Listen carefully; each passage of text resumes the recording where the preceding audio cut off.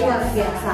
Kak Freddy, kita ketemu lagi nih, kita mau ibadah. Sebelum ibadah kita harus apa nih Kak Freddy ini? Nah Kak Freddy, untuk adik-adik yang ada di rumah yang sekarang lagi ibadah online, adik-adik semuanya harus sudah rapi, adik-adik harus sudah mandi, harus sudah wangi, pakaiannya rapi.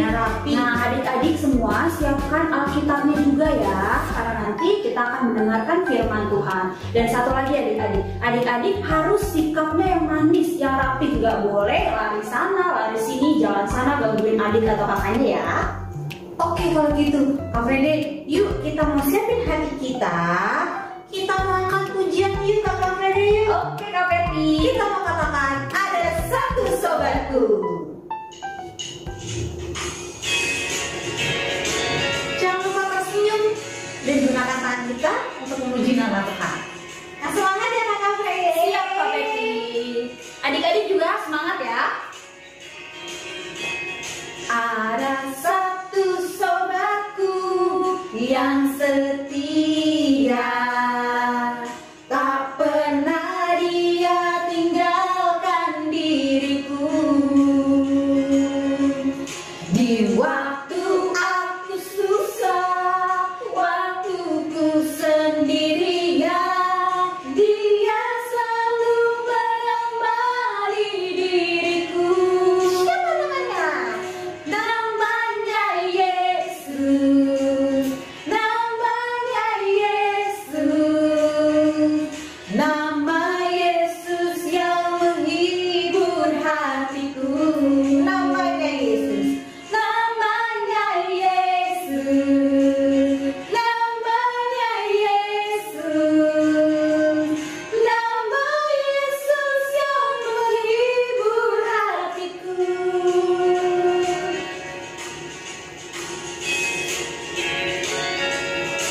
Jadi kita nggak perlu khawatir, nggak perlu takut karena ada siapa Kak Freddy? Ada Yesus, sobat kita. Betul sekali.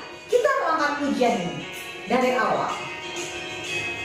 Ada satu sobatku yang setia, tak pernah dia tinggalkan diriku.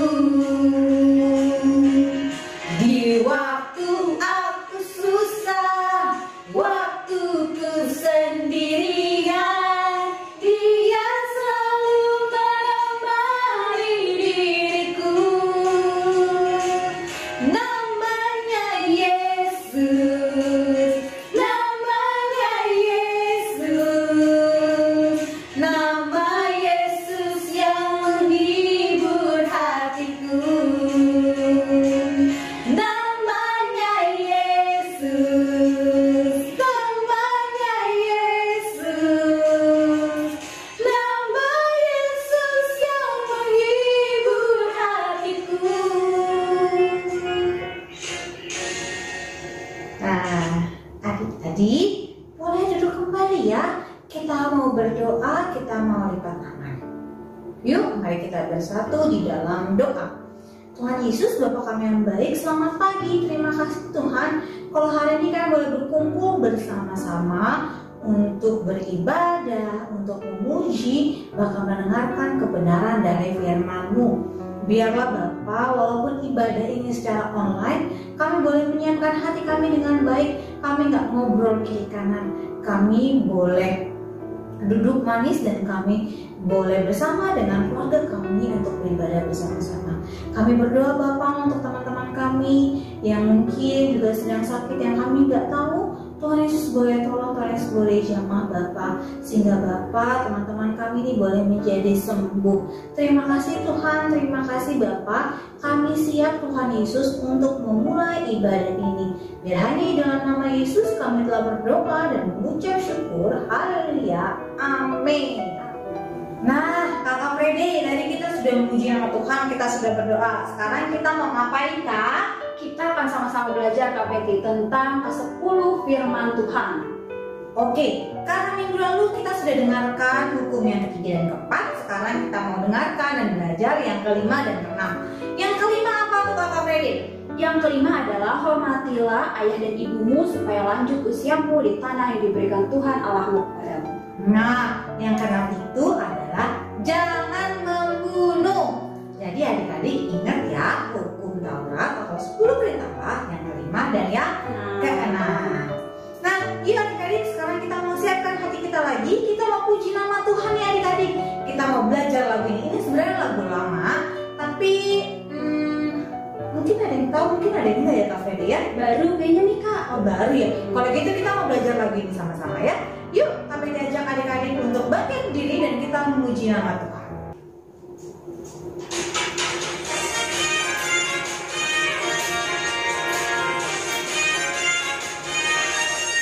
Memuji Tuhan selalu, mari kita puji Dia. Memuji Tuhan selalu, mari kita puji Dia. Puji, puji, mari kita puji Dia. Puji, puji, mari kita puji Dia. Memuji Tuhan selalu, mari kita puji Dia. Memuji Tuhan selalu, mari kita puji Dia. Puji, puji, mari kita puji Dia. Puji, puji, mari kita puji Dia.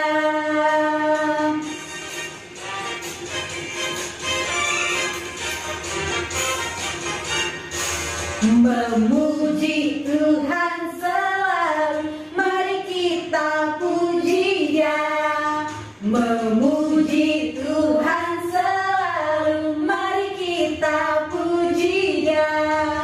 Puji, puji, mari kita puji Dia. Puji, puji, mari kita puji Dia.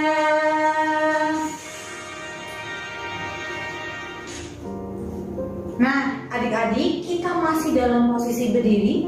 Kita sama-sama mau pengakuan iman rasuli ya, Kak Fede? Iya, Kak Peti. Yuk, kita mau mulai. Kita ucapkan bersama-sama. 1, 2, 3. Aku percaya kepada Allah, Bapa yang Maha Kuasa, Khalik langit dan bumi, dan kepada Yesus Kristus, Anaknya yang tunggal Tuhan kita, yang dikandung daripada Roh Kudus, lahir dari anak darah Maria, yang menderita di bawah pemerintahan Pontius Pilatus, disalibkan, mati dan dikuburkan, turun ke dalam kerajaan maut. Pada hari yang ketiga, bangkit pula dari antara orang mati, naik ke surga, duduk di sebelah kanan Allah, Bapa yang Maha Kuasa, dan akan datang dari sana untuk menghakimi orang yang hidup dan yang mati. Aku percaya kepada Roh Kudus, gereja yang kudus dan am, persekutuan orang kudus, pengampunan dosa, kebangkitan daging, dan hidup yang kekal. Kak Peti mempersilakan adik-adik untuk duduk kembali. Kita mempersiapkan hati kita sebelum kita masuk akan kebenaran firman Tuhan. Dan kita bisa kelas ya Kak Peti ya? Iya, hari ini kita bisa kelas Kak Peti. Kita bisa kelas sebelumnya. Kita mau angkat pujian ini adik-adik. Kita mau katakan satu kata hati kami.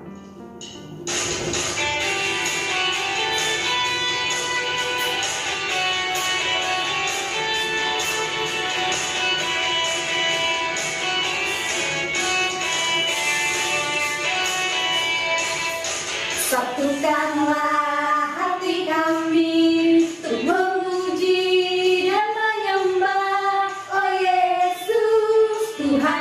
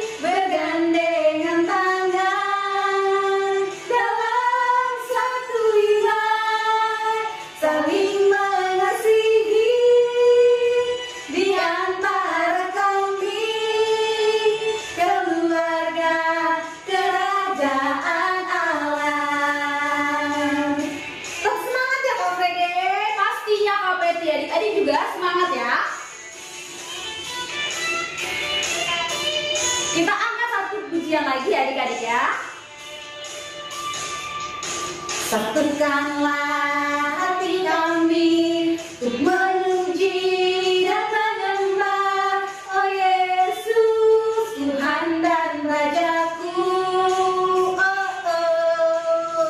Eratkanlah tali kasih di antara kami semua, oh Yesus, Tuhan dan Rajaku. Bergandengan tangan, bergandengan tangan dalam satu kasih, bergandengan tangan dalam satu iman, saling mengasihi di antara kami, keluarga kerajaan Allah.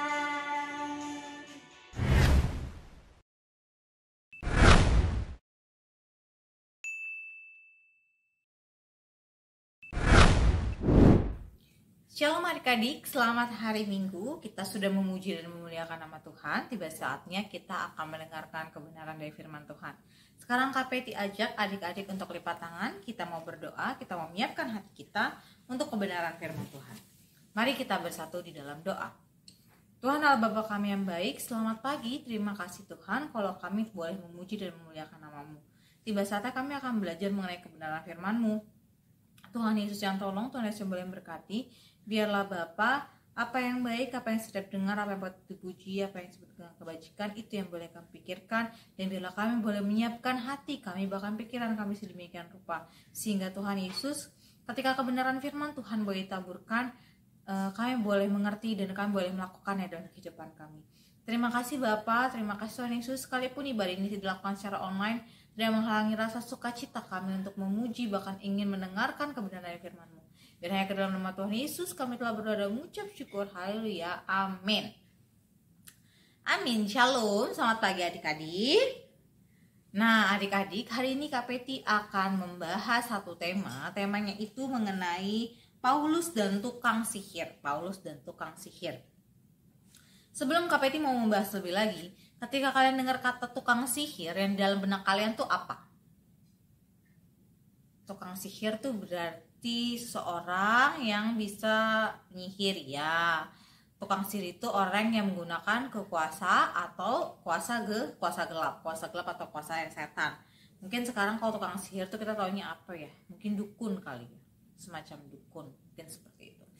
Nah, hari ini temanya tentang Paulus dan tukang sihir. Kita mau buka kitab kita dari 1 Korintus 13 ayat 1 sampai 12. 1 Korintus 13 ayat 1 sampai Kisah Rasul 13 ayat 1 sampai 12. Kisah Rasul 13 ayat 1 sampai 12. Di dalam Kisah Rasul 13 ayat 1 sampai 12, yuk kita mau baca sama-sama ya. Kita mau baca sama-sama. Pada waktu itu, dalam jemaat di Antioquia ada beberapa nabi dan pengajar, yaitu Barnabas dan Simeon yang disebut Niger, dan Lukius orang Kirene, dan Menahem yang diasuh bersama dengan raja wilayah Herodes dan Saulus. Pada suatu hari ketika mereka beribadah kepada Tuhan dan berpuasa, berkatalah Roh Kudus, khususkanlah Barnabas dan Saulus bagiku untuk tugas yang telah kutentukan bagi mereka. Maka berpuasalah dan berdoalah mereka. Setelah meletakkan tangan ke atas kedua orang itu, mereka membiarkan keduanya pergi. Di ayat 4, Saulus dan Barnabas di Pulau Siprus. Oleh karena disuruh oleh Roh Kudus, Barnabas dan Saulus berangkat ke Seleukia, dan dari situ mereka berlayar ke Siprus. Tiba di Salamis, mereka memberitakan firman Allah di dalam rumah-rumah ibadat orang Yahudi, dan Yohanes menyertai mereka sebagai pembantu mereka. Mereka mengelilingi seluruh pulau itu sampai ke Pafos. Di situ mereka bertemu dengan seorang Yahudi bernama Bar Yesus. Ia seorang tukang sihir dan nabi palsu. Ia adalah kawan gubernur pulau itu, Sergius Paulus, yang adalah orang cerdas. Gubernur itu memanggil Barnabas dan Saulus karena ia ingin mendengar firman Allah. Tetapi Elimas, demikianlah namanya dalam bahasa Yunani, tukang sihir itu, menghalang-halangi mereka dan berusaha membelokkan gubernur itu dari imannya. Tetapi Saulus, juga disebut Paulus, yang penuh dengan Roh Kudus, menatap dia dan berkata, "Hai anak iblis, engkau penuh dengan rupa-rupa tipu muslihat dan kejahatan. engkau musuh segala kebenaran, tidakkah engkau akan berhenti membelokkan jalan Tuhan yang lurus itu? Sekarang lihatlah, tangan Tuhan datang menimpa engkau dan engkau menjadi buta beberapa hari lamanya. Dan engkau tidak dapat melihat matahari. Dan seketika itu juga orang itu merasa diliputi kabut dan gelap. Dan sambil meraba-raba ia harus mencari orang untuk menuntun dia. Melihat apa yang terjadi itu, percayalah gubernur itu ia takjub oleh ajaran Tuhan. Sedemikian jauh kita sudah membaca kebenaran di firman Tuhan. Yuk adik-adik, KPT mengajak adik-adik untuk melihat lebih lagi. Di Kisah Para Rasul 13 ayat 1 sampai 12 ini kita lihat ada beberapa tokoh, ada beberapa nabi, ya kan? Nah, di sini jelasin bahwa Paulus dan Barnabas itu pergi ke Pulau Pafos. Pulau Pafos itu untuk apa? Untuk menyebarkan Injil, untuk memberitahu tentang keselamatan itu adik-adik. Nah, ketika mereka menyebarkan Injil itu, ketika mereka sedang menceritakan bagaimana Tuhan Yesus itu adik-adik, ada seorang gubernur di daerah itu, gubernur di daerah Pafos yang ingin mengetahui, dia tuh penasaran akan kebenaran firman itu. Siapa sih Tuhan Yesus? Nah, ketika gubernur itu ingin bertemu dengan Paulus dan Barnabas, apa yang terjadi adik-adik? Ada seseorang tukang sihir yang bernama di sini Bar Yesus, atau dalam bahasa Yunaninya itu namanya Elimas, itu menghalang-halangi. Kenapa sih Kak mesti dihalang-halangi? Iya, kenapa mesti dihalang-halangi? Yang pasti kalau misal sedangkan di situ dijelaskan di ayat 6 sampai 8 dijelaskan bahwa Bar Yesus itu adalah dia seorang tukang sihir, nabi palsu, dan dia juga temannya gubernur. Nah, kalau temannya gubernur, kalau adik-adik punya orang teman punya kekuasaan, otomatis adik-adik berdampak gak di adik-adik? Pasti berdampak ya, berdampak bagaimana adalah jadi orang-orang segen, atau jadinya banyak orang jadi pengen temenan. Nah, itu yang dialami oleh si Bar Yesus ini. Dia nggak mau sampai gubernur ini mengenal kebenaran firman Tuhan. Tapi kita bisa lihat bagaimana Paulus menghardik. Paulus berkata dengan keras dan tegas kepada Bar Yesus di ayatnya yang ke-10, dan berkata, "Hai anak iblis, engkau penuh dengan rupa-rupa tipu, muslihat, dan kejahatan. Engkau musuh segala kebenaran. Tidakkah engkau berhenti membelokkan jalan Tuhan yang lurus itu?" Dengan tegas Paulus menegur Bar Yesus atau Elimas itu. Nah, adik-adik, di sini kita melihat bahwa ada kuasa Tuhan yang luar biasa. Ada kuasa Tuhan yang luar biasa.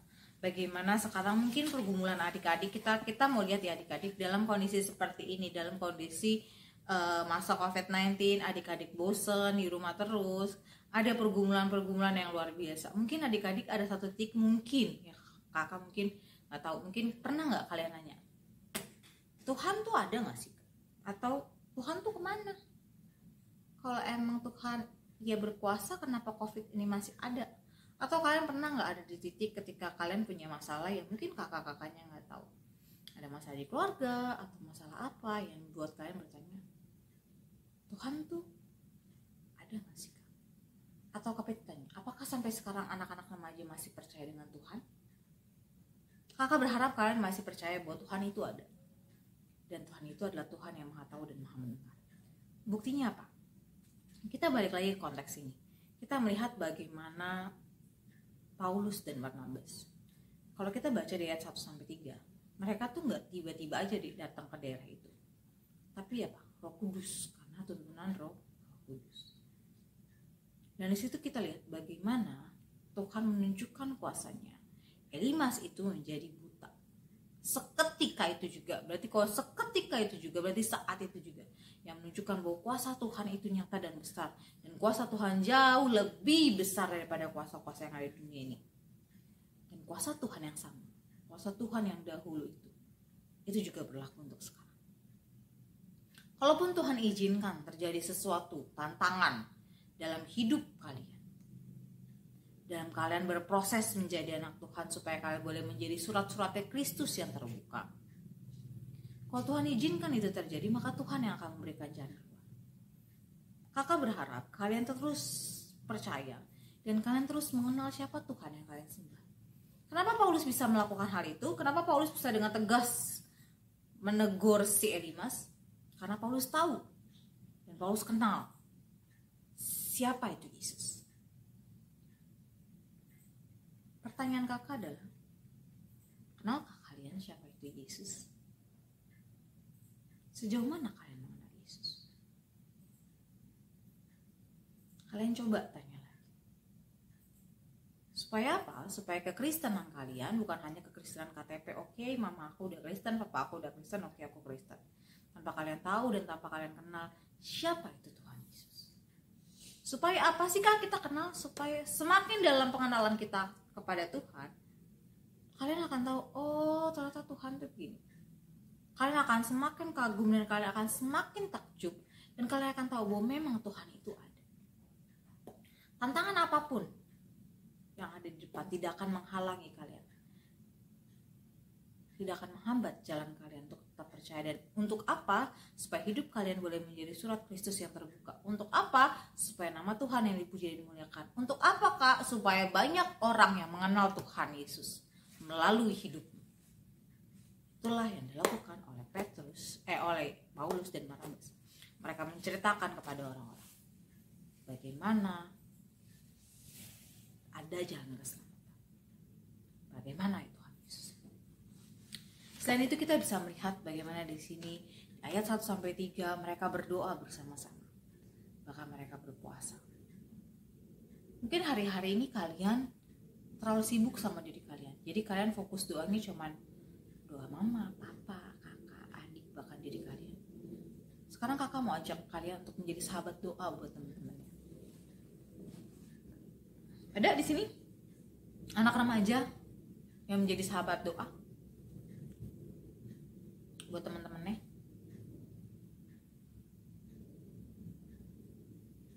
Kakak harap kalian boleh menjadi sahabat doa buat teman-teman kalian. Supaya apa? Supaya kalian tahu bahwa ternyata kalian tuh gak pernah sendiri. Dan ternyata bukan kalian aja yang punya masalah dalam hidup ini. Setiap orang punya masalah, punya porsinya masing-masing. Setiap orang punya caranya masing-masing untuk menghadapi. Dengan kalian menjadi sahabat doa, kalian boleh menopang satu dengan yang lain, seperti para nabi dan para rasul ini. Jadi kakak berharap hari ini bahwa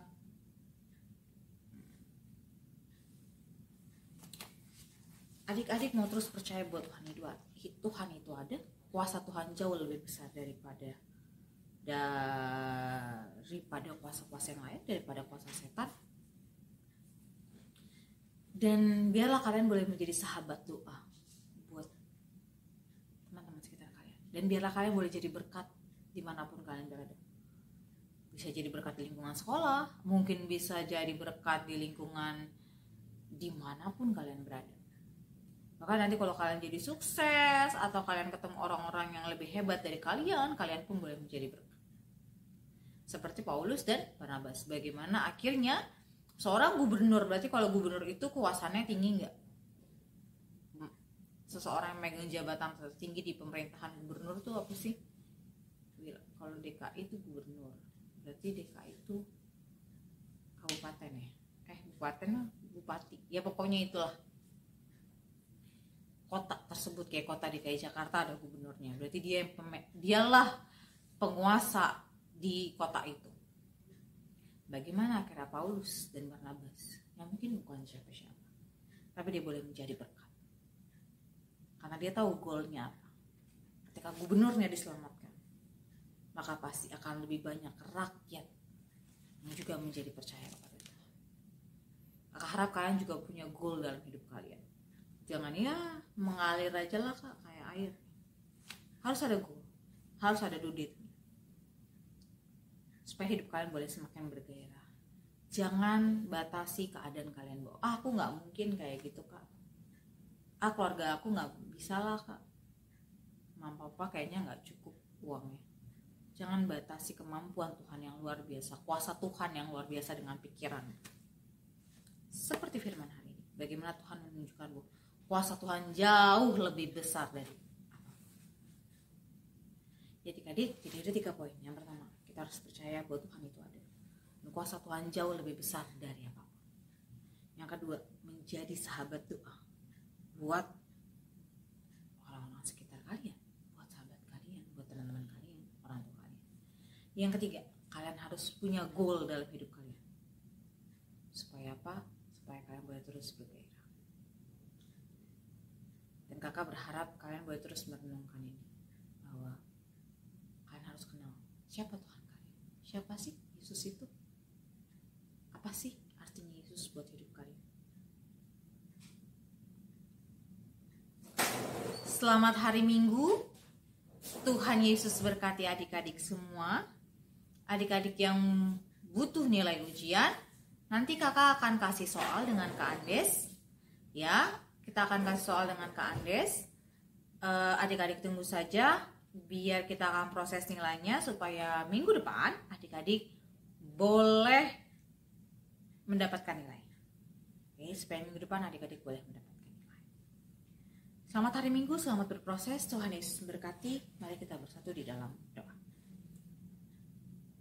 Tuhan Allah Bapa kami surga, Tuhan Yesus yang baik, selamat pagi, terima kasih untuk kebenaran-Mu hari ini. Ajar kami Bapa seperti Paulus dan Barnabas. Ajar kami yakin dan percaya bahwa kuasa Tuhan jauh lebih besar dari kuasa apapun di dunia ini. Bahwa Tuhan,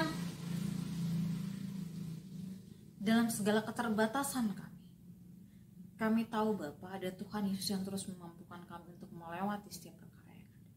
Biar hidup kami boleh menjadi berkat untuk orang banyak. Biar kami boleh menjadi sahabat doa dan kami boleh punya tujuan hidup yang pasti bersama-sama dengan Tuhan. Hari ini aku mau berdoa untuk khusus anak-anak, semua anak remaja dimanapun mereka berada. Apapun yang menjadi pergumulan mereka, Tuhan Yesus hadir bersama-sama dengan mereka. Dalam segala kejenuhan mereka, Tuhan Yesus terus kuatkan mereka.